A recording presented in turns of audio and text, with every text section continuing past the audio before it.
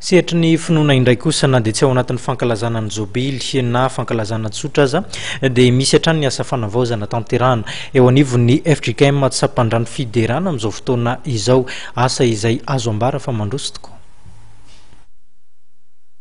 Nodiovina manontolo ny trano fiangonana tamin'ny alalan'ny fanavaozana ny loko anatiny sy ny loko ivelan'ny fiangonana ary nitarina ihany koa ny rihana anatin'ny fiangonana.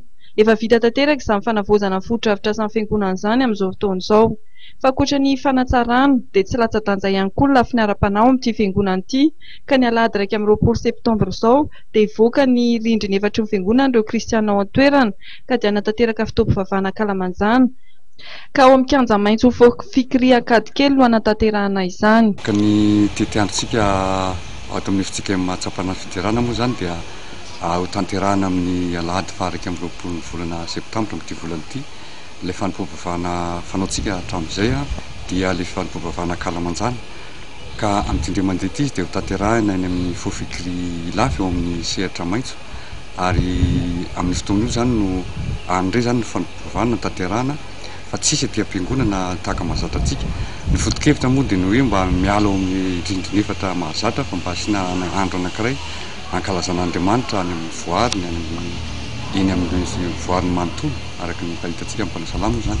Fampivavahana moa dia ohatran'ny alahady tsotra eny am-piangonana ihany, fandaharam-potoana izany dia manomboka amin'ny valora sasany ny fidirana eny an-toerana, satria isy ireo sampana sy ny atopira hanao fanentanana, fa ny fanombohan'ny fanompoam-pivavahana dia amin'ny 7 sasany ihany ohatran'ny mahazatra antsika.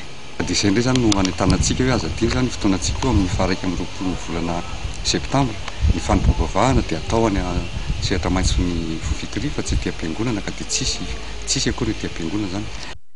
Tsy ao am-piangonana izany no mivavaka ireo kristiana vao amin'ny FJKM Tsapandrano Fiderana amin'ny alahady 2 septambra io, feny amin'ny kianja maitso fikria Ankadikely.